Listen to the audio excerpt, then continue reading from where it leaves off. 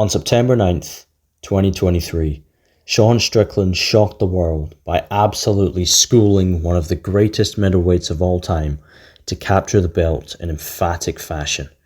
This is the story of the greatest UFC underdog story in the 2020s. Let's take it back to April.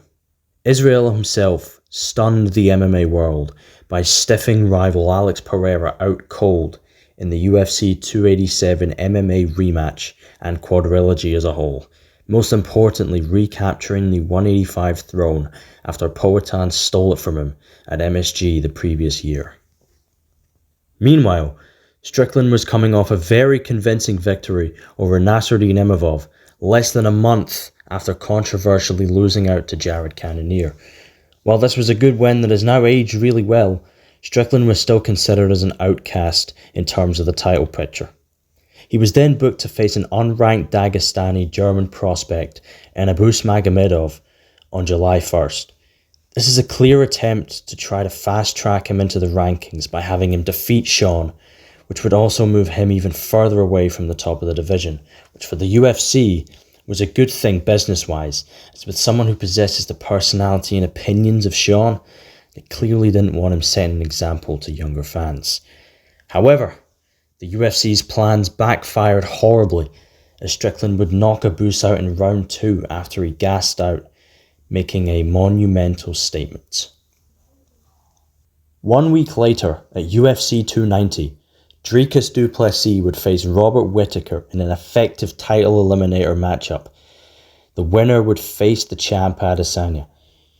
The South African would eventually win by KO, setting up a huge grudge match between him and Izzy.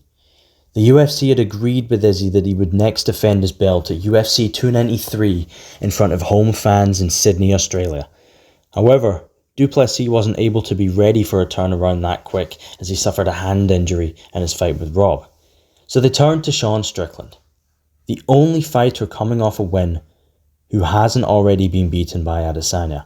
With only 2 weeks to prepare, he was booked to fight for the title and flew to Sydney. Izzy was a massive favourite in this fight, as his precise and fast striking was likely going to be too much for Sean, with a lot of sources predicting a KO for the champ. On fight night, Izzy closed in as a -600 favourite. As both fighters made the walks, it was clear who had been there before and who hadn't. First bell rings and Strickland immediately starts on the front foot, trying to negate Izzy backing him up quickly.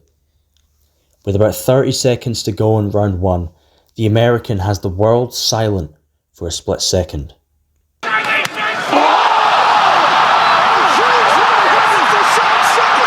With Izzy up against the cage, Sean lands a perfectly timed 1-2, which drops Adesanya for only the second time in his UFC career. For the rest of the fight, Strickland would control the pace of the fight, not giving Izzy any time to work. He was also credited for his incredible cardio and defense throughout. With 20 seconds to go in the final round, the charismatic Strickland come out alive and screams in the face of the beaten up champ, capping off a perfect performance. Sean Strickland, UFC middleweight champion.